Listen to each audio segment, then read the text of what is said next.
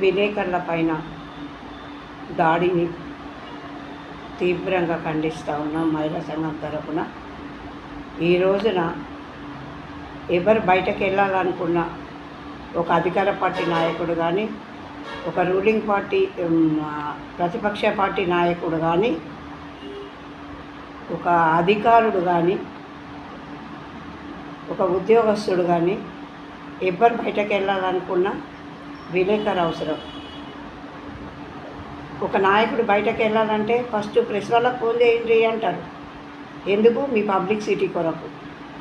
మీరు వాడుకుంటారు వాళ్ళను, వాళ్ళపైన దాడులు చేస్తారు. అది ఎంతవరకు కరెక్ట్? మీరు చేసిన ప్రతి పనిని పబ్లిసిటీ చేసేది వాళ్ళు. మీరు చేసిన ప్రతి పనికి మిమ్మల్ని 4 అంతలుగా కొండెక్కిచ్చేది వాళ్ళు. అటువంటి విలేకరుల పైన దాడులు చేయడం ఎంతవరకు కరెక్ట్? అవి మీరు ప్రతి పనికి మీకు రథసారథి వాళ్ళు లేనిది మీరు బయటకు వెళ్ళలేరు. అటువంటి వాళ్ళను మీరు ఇష్టం ఉన్నట్టుగా మాట్లాడము.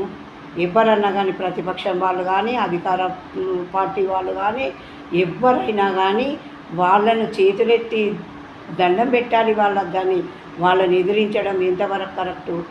విలేకరులతో పెట్టుకున్న వాళ్ళు ఎవ్వరు కూడా బాగుపడలేదు, పడరు కూడా. ఒక విలేకరు అనుకున్నాడు అంటే కలం పట్టి రాసుడు స్టార్ట్ చేసిర్రు అంటే మీరు భూస్థాపనం అయిపోతారు ఎవరైనా కానీ. నేను హెచ్చరిస్తూ ఉన్నా, ఇంకోసారి విలేకరుల జోలికి ఎవరు వచ్చినా కానీ, విలేకరులను ఎవ్వరు ఏమన్నా కానీ ఎవ్వరు ఊరుకోరు ఇక్కడ.